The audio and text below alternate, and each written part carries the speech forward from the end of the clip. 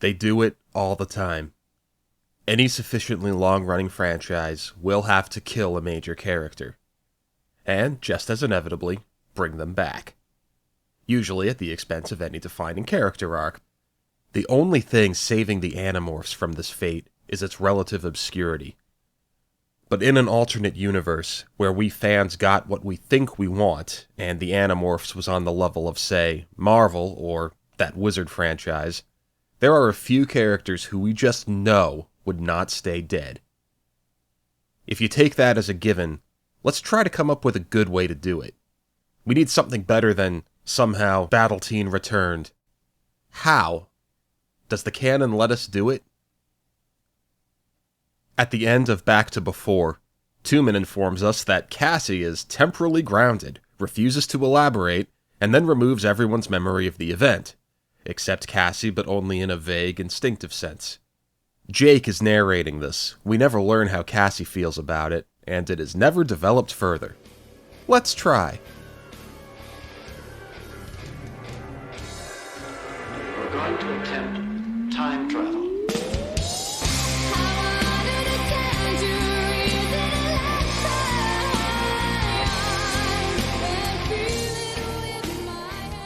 The series ends with Jake taking the surviving Animorphs into deep space on an illegal and likely fatal mission, but Cassie stays on Earth, with a time machine that is also a teleportation device.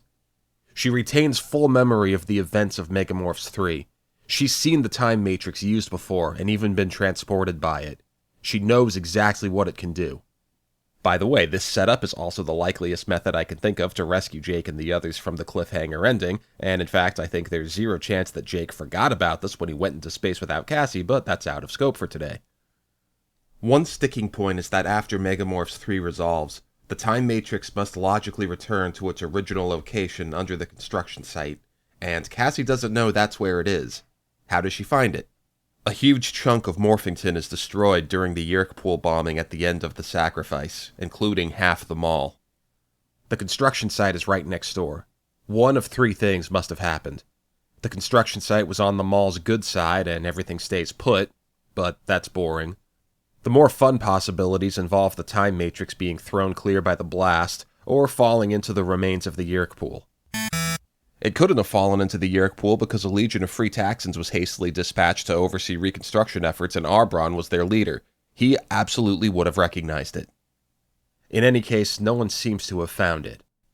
Enter the Chee. Okay, apparently it's pronounced Che? No, I will not be doing that. We're forced to conclude that the Chee finds the time matrix, based on the fact that the Andalites don't. And we know the Andalites didn't because the universe has not ceased to exist. The Chee must recognize the time matrix. The Andalite Chronicles says the Skritna found it buried under the pyramids, which the Chee helped build, according to Eric. When Eric meets the Ellimist in the attack, he doesn't seem at all surprised by his existence. And in the Ellimist Chronicles, we learn that the Pemalites are a direct creation of the Ellimist. It seems the Chee have some sort of history with the time matrix. I assume, being non-biological, the Chee cannot use it, but they can secure, contain, and protect it. That makes them ideal guardians for it, and they definitely need to because the Andalite Chronicles exist as a literal body of text in this universe. Most of the Andalite Chronicles is Elfangor's dying thought stream, beamed directly into Z-Space to the Andalite homeworld. Assuming the message was received, the Andalites now know that the time matrix is real, and more or less where it is. They arrive and establish a presence on Earth hours after the war's end. Oh, maybe those Andalites don't know about the time matrix. Maybe Elfangor's Heractalesk went to Apex Intelligence and its contents have been kept under close guard. But once the Andalites establish a sphere of influence on Earth, it may take months, but they will come looking for that time matrix. The Chee need to prevent that. But what does this have to do with Cassie? Why would the Chee tell her about it? My guess is that they want it moved, and even with their strength and holographic projections, rolling it there just isn't practical. Perhaps they want it on the mothership, or somewhere else where they're confident the Andalites, or the Skritna, who were still out there and already found it once, can't scan for it. Eric and Jake may have had a falling out, but the Chee at large know Cassie's character. I am absolutely paralyzed by decision-making, and it is destroying my life. I'm pretty good at turning every place I go into my personal hell, so... For the past 300 years, have I been super annoying? And that she didn't engineer the plan that forced Eric into the final battle. So, the Chee approach Cassie, get her up to speed on the situation and what's at stake, and ask her to use the time matrix once, not as a time machine, but just to teleport to get it to wherever they need it to be. Of course, this involves putting a certain amount of trust in Cassie. If she chooses to go rogue, the Chee are quite unable to stop her. I don't think Cassie would try to hijack the time matrix from under their snouts. It's more in her best interest if a Chee cooperates with her anyway. But maybe she negotiates a small payment, a unique opportunity to right a wrong. And she might need a few weeks to prepare. What are the Chee gonna do? So we go back in time, grab our doomed comrade, and take them to the present, right? No. Avengers Endgame may allow that, but I don't. Taking a person, or for that matter any object, out of the past with you into the future effectively takes them out of history. They just stop existing until they pop up along with you however many years later. Everything that your history needed them for in the intervening time is compromised, and you arrive in an unrecognizable future. For that matter, I also don't think we can go grab a spare from a parallel universe either. And yes, the canon lets the Time Matrix make pocket universes, but they can apparently only be populated by the people who were directly involved in making it. You can't generate copies of people you know to fill the pocket universe. Instead, you just get creepy, mindless automatons. So what good is time travel if you can't take anything forward with you? Well, there's one thing you can take that you can also leave behind. Information. And who says all the information needs to be kept in your brain? It can go into a device. You see where I'm going here? All at once, I can see what we do. Me into me, and you into you. The Prophecy, in all its poorly edited glory, introduces the Exquilla, a piece of ARN technology, possibly enhanced with Andalite tech, that can take a snapshot of a living brain to be restored later. Aldrea had one. So did Dak Hami, although Dax was destroyed sometime between the Hork-Bajir Chronicles and the Prophecy. The technology itself should still exist. The Arn's caverns were never destroyed by the Yeerks, at least not completely. The campaign and the Prophecy results in a contingent of armed, freeborn Hork-Bajir on the planet. They've possibly even retaken the planet after the Yeerk defeat on Earth. Toby Hami ends the series as, essentially, the sovereign leader of a new Earth nation. She should have all the privileges of a sovereign, including free movement, diplomatic immunity, and private communication with the homeland. She can communicate with and travel to the homeworld, and receive visitors and goods without dealing with customs or inspections. Toby's people are an endangered species, and she needs to preserve and rebuild their cultural identity. She needs to be able to activate and commune with any and all surviving Exquillas, and reserve the option to make new ones if at all possible.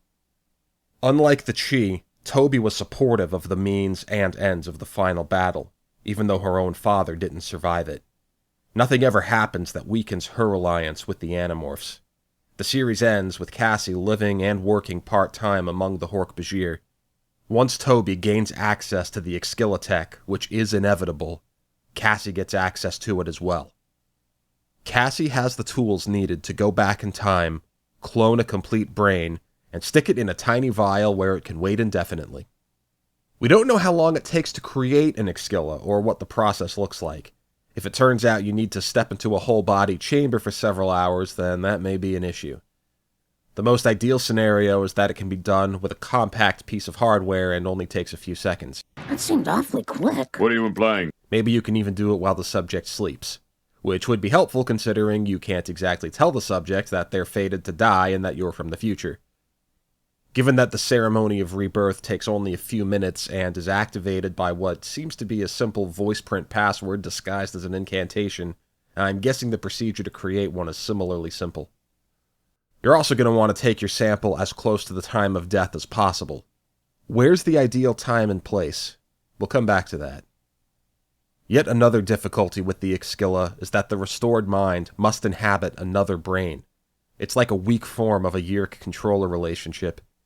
Even if we had a voluntary host to receive the Exquilla, that's not an ideal living situation for anybody. In the prophecy, Quaffaginavan warns that it takes a mind as strong as the Exquilla to receive it, or the ceremony doesn't work. Does an Exquilla really require another mind to inhabit, or can we make a small extra-canonical leap and assume a living brain is sufficient, so long as you have a mechanism to guide the blind and disoriented Exquilla toward it? And do we have even a slightly moral way to obtain such a host? We're going grave robbing. I'll get my kid! We need a living body that is mindless yet brainful. Can we make one? Yeah, it's time to redeem this book.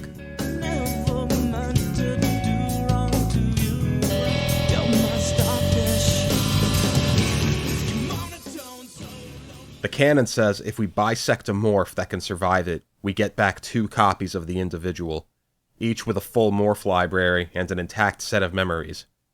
There's a big problem, though. The one example we have of this process resulted in severe personality degradation in both halves. But that was the result of a sudden, violent bifurcation. Can we get a more desirable result with a gentler, more intentional process? I don't know, but if anyone can do it, it would be an Astrine. Some species of starfish can reproduce asexually. One example is Cosconasterius acutaspina, which can divide into 2 via fission. The process takes longer than the 2-hour morph window. But DNA plays a role in starting the process. It would seem that acquiring a specimen already most of the way into the process would yield a similar morph.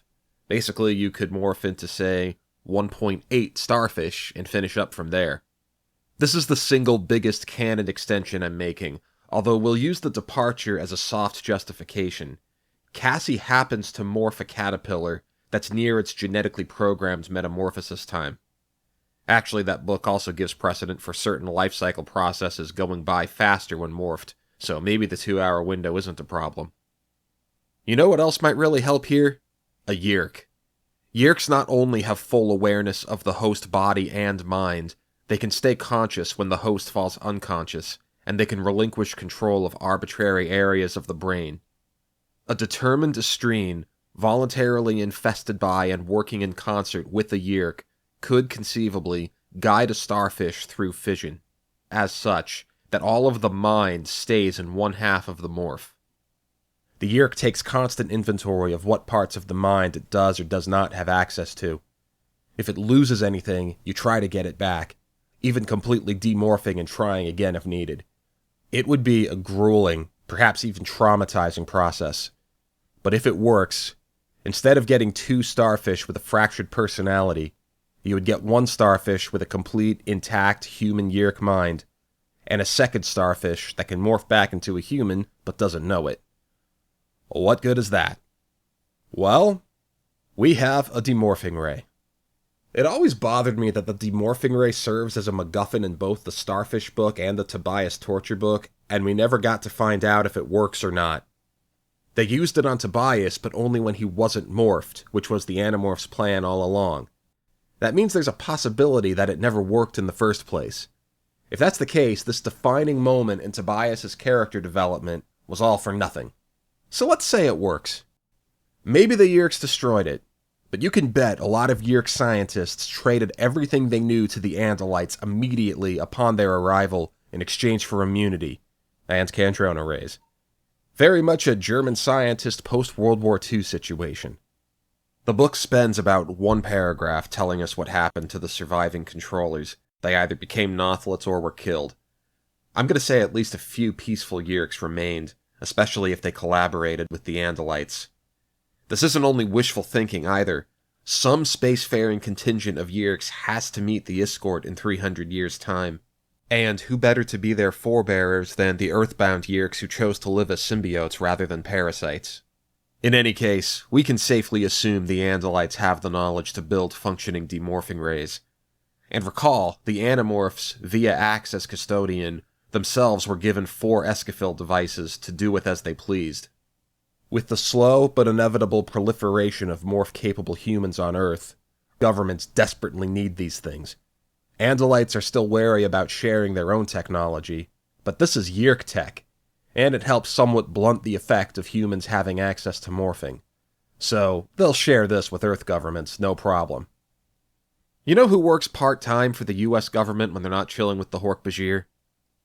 Cassie can get a demorphing ray.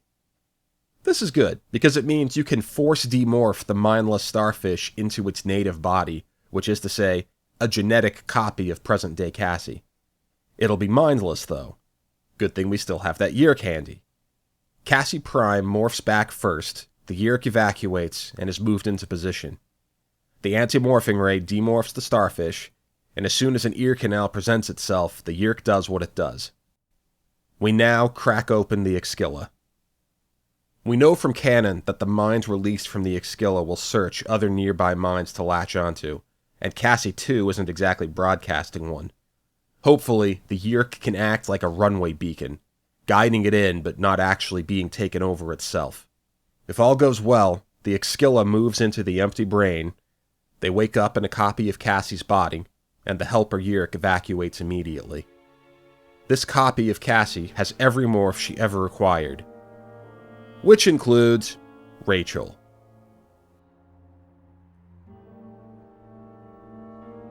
There are laws. There are laws of time. Once upon a time, there were people in charge of those laws, but they died. They all died. Do you know who that leaves? Me! For a long time now, I thought I was just a survivor, but I'm not. I'm the winner. That's who I am. The Time Lord victorious.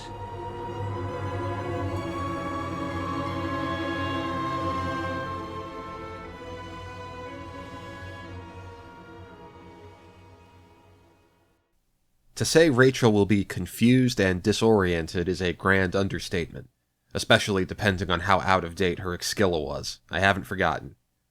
Based on when Cassie acquired Rachel, the morph is chronologically 2 to 3 years younger than Rachel was at the time of her death. She would face a weaker version of the decision Tobias did every day since Book 13, not let herself in her native body and continue life as a regular human, or retain a default form as Cassie's twin and remain an Animorph. Out of character here, bringing back dead characters and body swapping are both common sci-fi and fantasy tropes. A side effect of this one in particular involves a character having to decide whether to switch ethnicities based on whether they're more attached to the body they were born with or keeping their superpowers that they've gotten used to having. This obviously has problematic undertones. I'm hoping we're deep enough into speculative sci-fi and far enough removed from present-day reality at this point that contemporary social issues don't really apply, but it did occur to me. What I like about this process is that it's fully voluntary. The Exkilla mind is free to reject the offer and go back in the bottle. If that happens, we can humanely recycle the spare body with a variation of the method used in the separation, mutual acquisition of and by the two halves, with the Yeerk assisting with the second half, with a precisely timed but ill-defined shock administered by a chi, which somehow doesn't count as violence, during which the Yeerk merges into the prime body and then leaves immediately. If nothing else, I like how in order to put this admittedly insanely complicated plan together, I'm reliant on some of the franchise's weakest or most divisive moments. Still, with the help of 3 pieces of alien technology, a human, a Yeerk, and a Chi working together, weeks of preparation, a novel morph strategy, hours of intense struggle, and no direct help from the Ellimist whatsoever, you can, with the canon about 90% on your side, resurrect an Animorph. You probably shouldn't, though. I don't care who you are. The Time Lord Victorious is wrong. Unless... Okay, I've led you on long enough. This was never really about Rachel. I do stand by my belief that if Animorphs were popular enough to be a household name today, with successful film or TV adaptations, some non-Applegate writing for the series would have tried to resurrect her, and a subset of fans would want to see that. What I'm more interested in is an oblique text reason that seems to make the scenario not only possible, but required. Much earlier I said the Andalite Chronicles exist in this universe, which is true. But so do all the other books. Every one of the main series books is supposed to exist as a journal or something. I've always chosen to disregard this completely for reasons that pepper the subreddit and Facebook communities constantly. Things like, what's the point of hiding your last name when we know who your family members are? Or hiding the name of the town you live in when it's the town the invasion is happening in? Or, to indulge a pet peeve, why do Axe and the Animorphs stage a fake falling out but hide it from the reader for 100 pages for dramatic purposes when it's supposed to be a war journal? See, I just opt to disregard that. There is the minor problem of Rachel seeming to narrate her own death in the past tense. I mean, stranger things have happened, it was good enough for Moses. But let's get back to the Chronicles. They exist in Universe 2. We covered Elfangor's Last Testament. Most of Visser exists as recorded court testimony. The Hork-Bajir Chronicles is something Jarahami recites from memory. As to where he learned it from, especially the parts that are from the point of view of Esplin, aka the eventual Visser III, well, that makes no sense until we learn about the Exkillas. Dak and Aldrea both had one. A single sentence implies Esplin's POV was transferred to Aldrea when he tried unsuccessfully to infest her. And then there's the Ellimist Chronicles. It only exists in the universe as told to, from the Ellimist to Rachel, during a time stop the instant before her death. If you want that read into the record, well, we kinda need her alive to do it. So, remember what I said about needing to find a good point in the timeline to make the Exkilla, and how you'd ideally want it to be as late as possible? I have some alternate ideas, but if it's anything but the moment before her death, we lose the Ellimist Chronicles. So, now we really have to stretch the canon, but let's say you can take an Exkilla snapshot with a handheld piece of equipment more or less instantly. Using the Time Matrix, you can flash onto the bridge of the Blade ship. In canon, the Time Matrix shimmers when you use it. Rachel, like so many other people are fabled to, sees a glowing light in her last moment. An angelic presence comes out of the light. What do the controllers on the bridge see?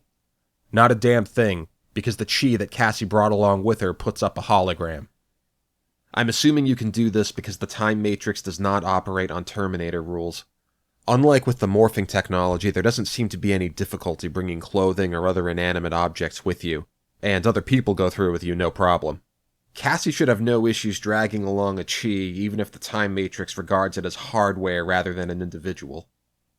Rachel goes out with the thought, I wondered if...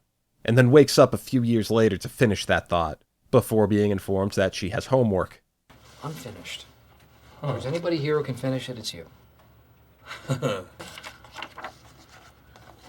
Here's a chapter called Gum, with one sentence.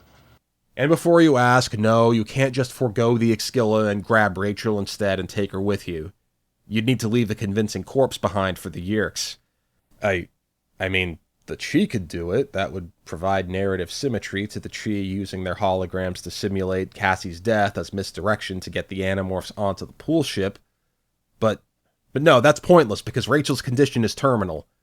I mean, maybe the Chi or the Andalites could save her if you beamed directly into a prepared medical facility, but there's no time. You'd have to somehow put her in a stasis field. Oh, those exist in this universe too?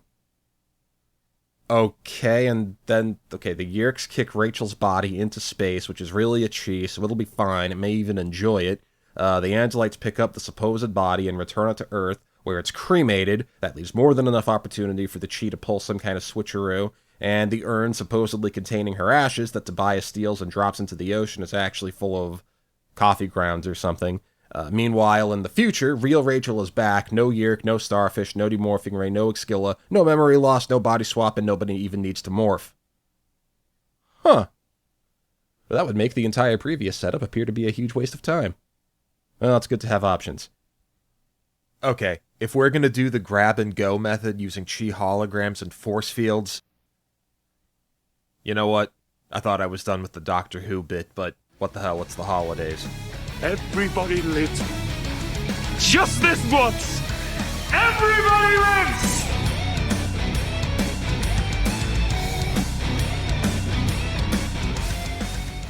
This method raises the possibility of undoing a much greater injustice.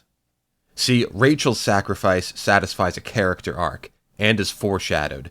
It plays a pivotal narrative role, and you undo it at the cost of the integrity of the series.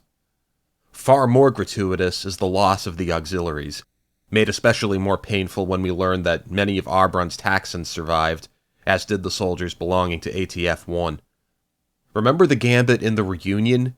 With a bit of warning, the Chee are able to convincingly disguise a mountain as a canyon, and it even fools Yeerk's ships hovering above. And recall in The Exposed, we learn about CheeNet. They don't use the term, but the Chee essentially share a hive mind. So, the time-traveling Chee that Cassie drags along with her most likely just joins CheeNet, and a microsecond later, the entire race knows exactly what's happening. With a warning about what's going to happen, there's a chance several of the Chee left on the ground can put up a hologram that also disperses the Dracon beams from the pool ship, giving the auxiliaries a chance to escape. This gambit also helps recontextualize Eric's out-of-character behavior in the final battle. The Chee are non-violent, sure, but through the whole series that hasn't stopped them from giving the Animorphs tips that can only result in bloodshed. And in the attack, Eric is content to quite literally stand by while the Animorphs fight for their lives. It always bothered me then that when Jake draws Eric into the last battle, Eric is beside himself with anger, disowns Jake, and then makes everything 1,000 times worse by deactivating the weapons on the pool ship, but only after it's already taken out the auxiliaries. This all makes sense if you suppose Eric becomes aware of the time travel plot. He lets the pool ship strafe the ground targets knowing they're actually safe, and powers down the pool ship's weapons before it can fire on the blade ship, because that's where the time travelers are hiding.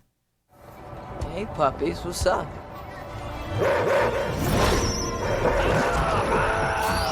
I'm gonna go one level deeper. The rationale I gave for why the Chee would tell Cassie about the Time Matrix at all is weak. There's a better reason.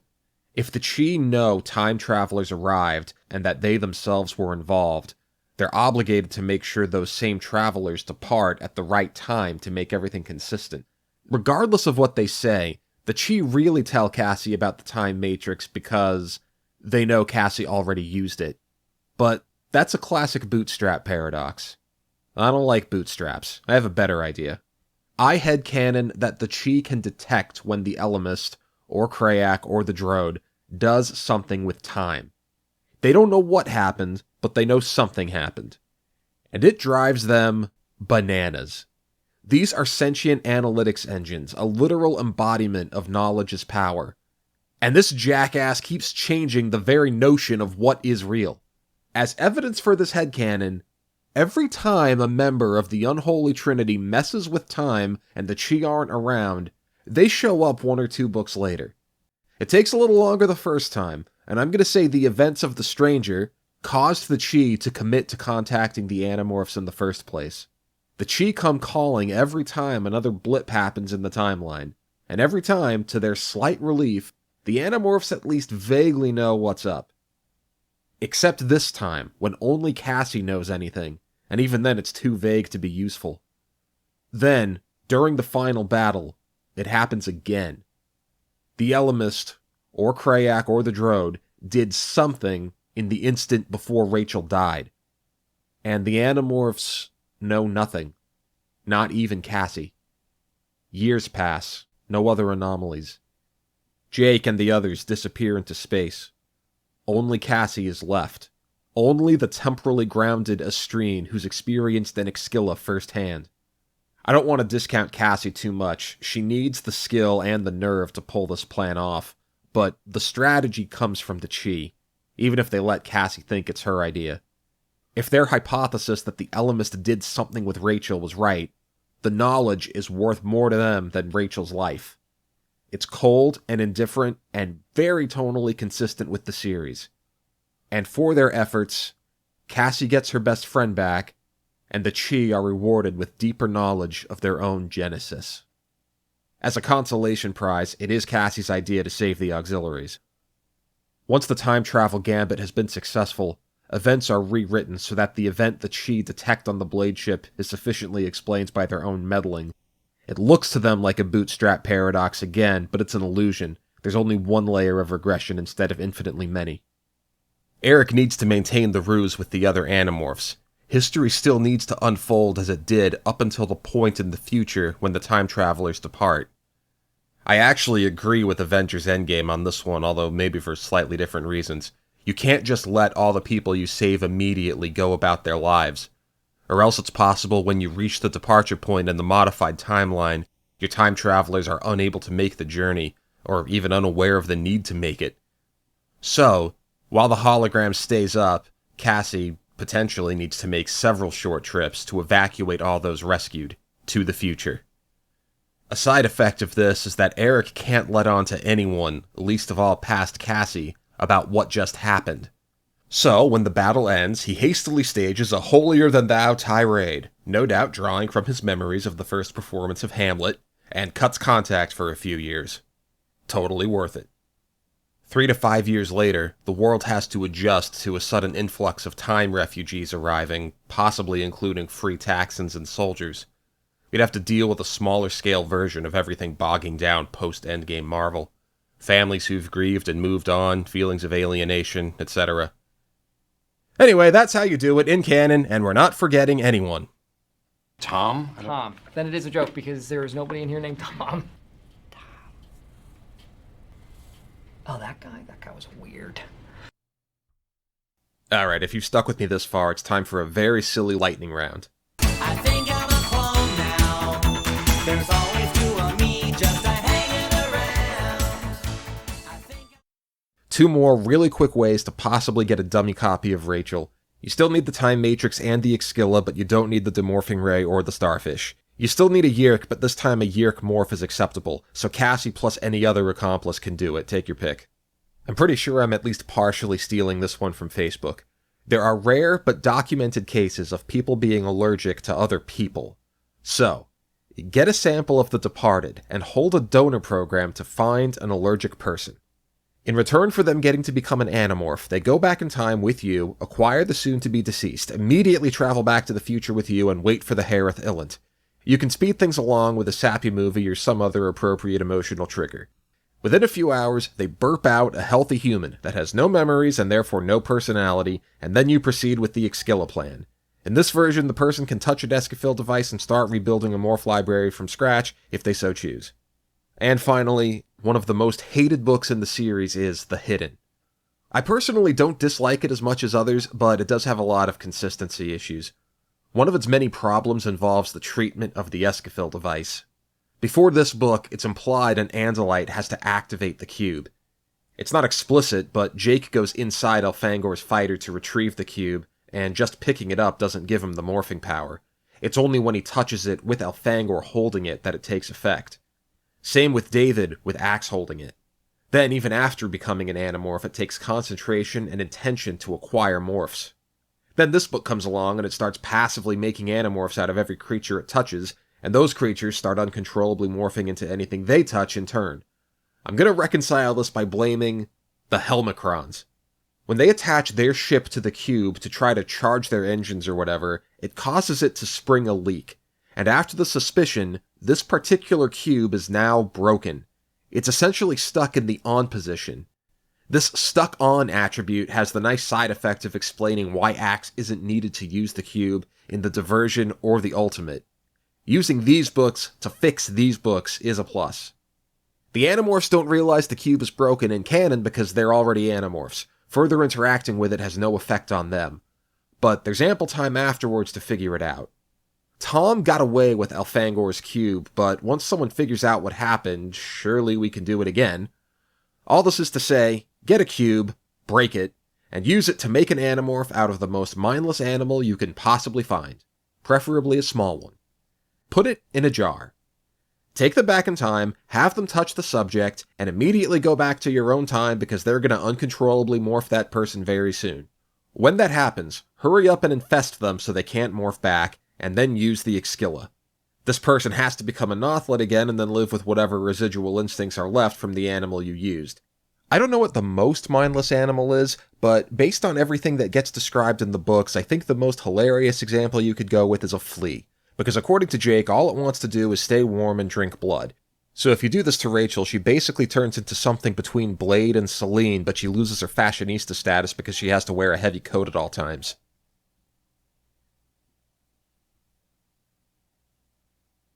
I have a feeling someone's going to fanfic that, but I'm not going to read it. I'ma live forever, bitch.